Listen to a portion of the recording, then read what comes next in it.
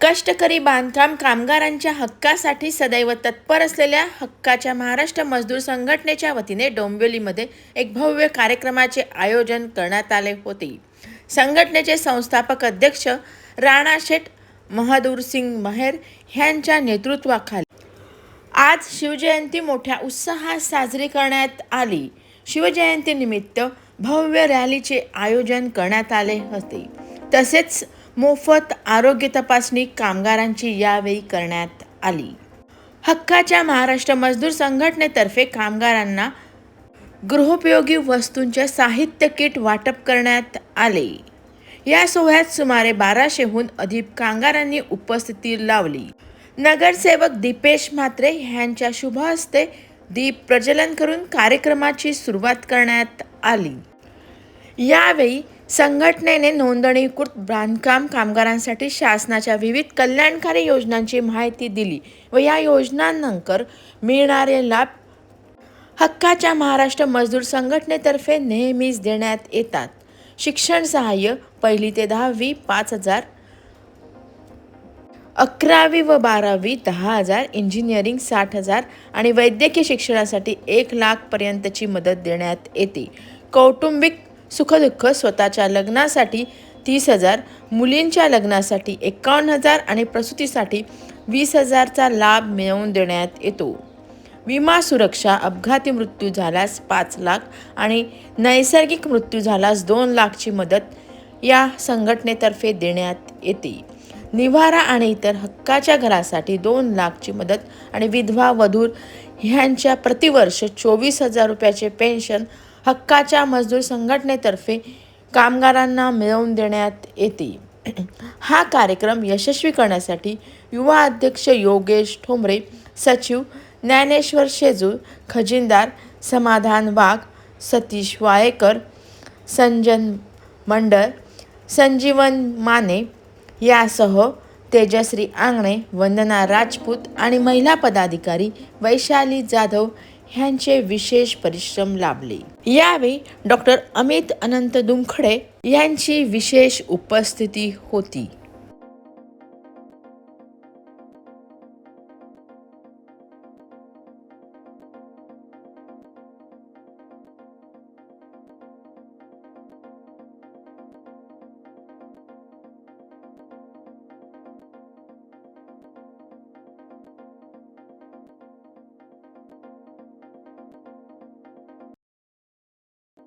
मजदूर संस्थेच्या सर्व पदाधिकाऱ्यांचं मी खूप आज शिवजयंतीनिमित्त अभिनंदन करतो. आणि मला एवढंच सांगायचं आहे, छत्रपती शिवाजी महाराजांच्या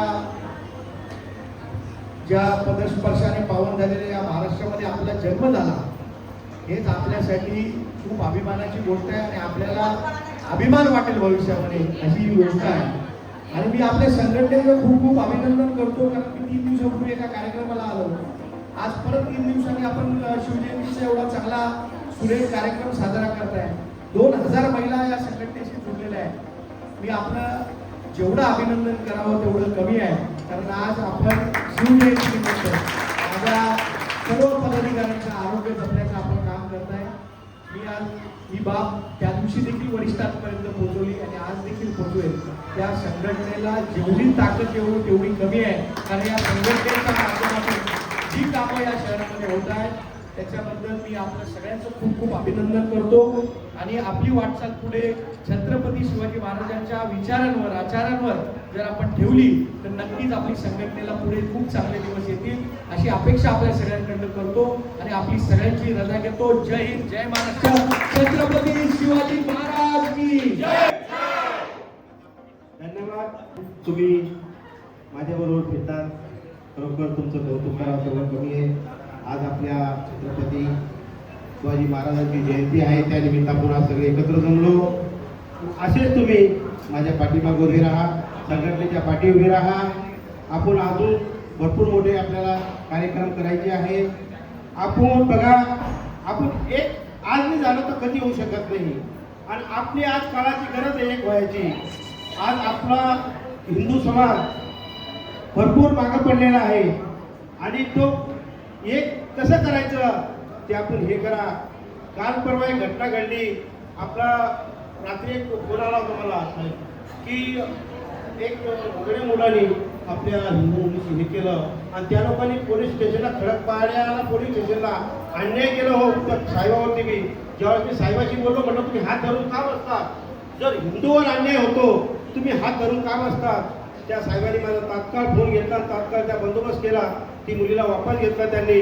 पण त्याच्यासाठी आपल्याला गरज पडली तर पूर्ण संघटना आणि पूर्ण टीम त्याच्यासाठी आपल्याला उभी राहणार आहे. कारण की हिंदूचा आहे, आपण हिंदू एक व्हायलाच पाहिजे. जर एक बघा ती उमऱ्याची एक ताई, तिने सांगितलं काय सांगितलं, हिरवा करू. अहो हिरवा करू म्हणजे त्याच्या रक्तात होतं. आपल्या हिंदूमध्ये काय रक्तामध्ये काय होत नाही? आपण हिंदू काय एक होत नाही? त्याचा आपण कौतुक नाही करत नाही तिचं, पण ती बोलली ना त्याबद्दल मी त्याचा धन्यवाद मानतो. तसं आपल्याला बी एक व्हायला पाहिजे. आणि तो दुसरा एक संभाजीनगरचा उडतो, तो म्हणतो मी हिरवा करेल. अरे हिरवा करायला बापाचं राज्य आहे का इथं? हिरवा होऊ शकत नाही.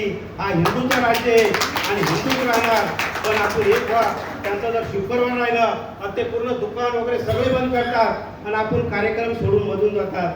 बरोबर साहेब यांवरती धन्यवाद साहेब. या डॉक्टर साहेबांवरती व्हायलाच पाहिजे आणि ते करून दाखवू आपण. पण आपली एकी पाहिजे. आपण म्हणतो तो गेला म्हणून मीच जायला पाहिजे असं करू नका. सगळे एकत्र राहा. आपल्या संघटना योजना तुम्हाला सगळ्यांना माहिती आहे. आज आपण मेडिकल कॅम्प मोठा ठेवलेला आहे. आज मेडिकल कॅम्पच्या वतीनं आज कमीत कमी आपण 300 लोकांची मेडिकल करणार आहे आणि ती मेडिकल कमीत कमी 15,000 रुपयाची टेस्ट आहे. तुम्ही पूर्ण फॅमिलीला फ्री आहे त्याच्या. आणि ती आपण आज ठेवलेली आहे. आणि आज आपली रॅलीमध्ये आपण 500 बाईकची रॅली काढलेली होती. पण बरेचसे कामगारांना काही बरेचसे प्रोग्राम होते त्याच्यामुळे ते पुढे गेले. नाही तर आज तर पब्लिक पाहिली नसते आपली एवढी पब्लिक होती. म्हणून त्यांना पुढच्या कार्यक्रमाला त्यांना जाऊ दिलं. आज आपण भरपूर थाटामाटात रॅली काढली. सकाळ 7 वाजेपासून आपण सगळे इथं आहे. आता धन्यवाद सगळ्यांचं. जय हिंद, जय महाराष्ट्र, जय शिवराय.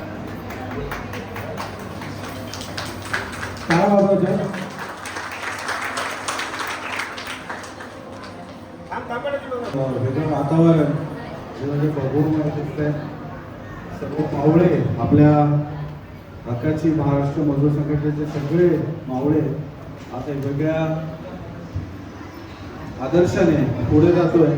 ते म्हणजे स्वराज्य, सुराज्य आणि शेतकरी गोरगरिबांचं राज्य सांभाळणाऱ्या आमच्या राजाचं शिवछत्रपती महाराजांचा मी मानाचा मुद्रा देतो. आणि मी आज इथे एवढंच सांगू इच्छितो की कुठेतरी प्रत्येकामध्ये एक विचार असतात की दुसऱ्यासाठी काहीतरी करण्याचे आणि त्यापैकी आपल्याला एक छान नेतृत्व भेटलंय ते म्हणजे राणाशेठ.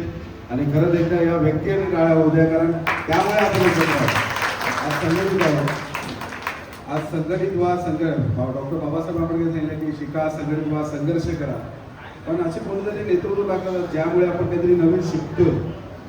त्यावेळेला आपण संघटित होतो. नाहीतर प्रत्येकजण आपापला विचार करत दुबकलेला आहे. प्रत्येकजण आपल्या स्वतःच्या कुटुंबाचा विचार करतो.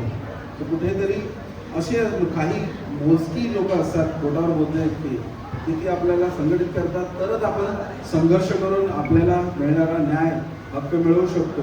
त्यासाठी ही सगळी युवा नेतृत्व असू दे, राणाशेठ इतर कार्यकर्ते असू दे, मी त्यांचं अभिनंदन करतो. सर्व इथे उपस्थित पदाधिकारी किंवा आलेले प्रमुख पाहुणे आहेत. मला ते डॉक्टर मॅडमही आज आहेत जे शिबिर मागच्या वेळेस साधारणतः 700-800 लोकांनी त्याचा अनुभव घेतला. त्यांचं मी अभिनंदन करतो की आरोग्याचाही कामगारांचा विचार होतोय, त्याच्या भविष्याचा, त्याच्या मुलांचा, त्याच्या कुटुंबाचा, प्रत्येक व्यक्तीचा इथे विचार केला जातोय. ते म्हणजे माझ्या राजाचं विचार की सुराज्य असावं, स्वराज्य असावं अशा विचारांनी पछाडलेले सर्व कार्यकर्ते. आपण इथे अजून काही गोष्टी थोडंसं फक्त थोडक्यात सांगते. तुम्ही बाकी सरांच्या कार्यालयात संपर्क करा की इतरही जोडधंदा असावा आपल्याला. पण इतर काही गोष्टी करता याव्यात कारण एकाच व्यवसायावर आपण अवलंबून राहू शकत नाही. काही वेळेला त्याचा स्लॅक पिरियड असतो किंवा कामं नसतं.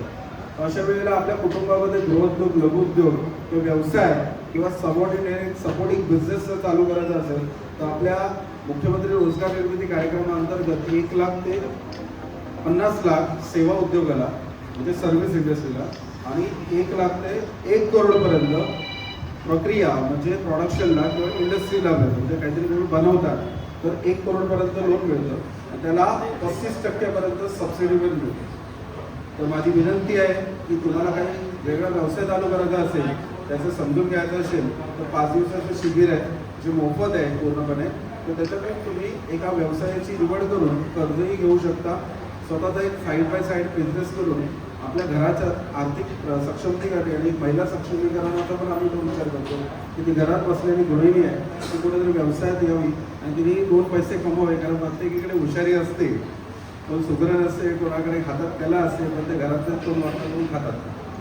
मग तेच पार्सल क्लाउड किचनद्वारे जर स्विगी झोमॅटोला गेलं तर 100-150 पार्सल जाऊ शकतात आणि घरात 10-20 हजार रुपये दिवसाचे येऊ शकतात. पण हे समजून घेण्यासाठी एखादी गुजरातमधली माझी स्त्री आहे, कारण मी जे काम करतोय तो पॅन इंडिया करतोय.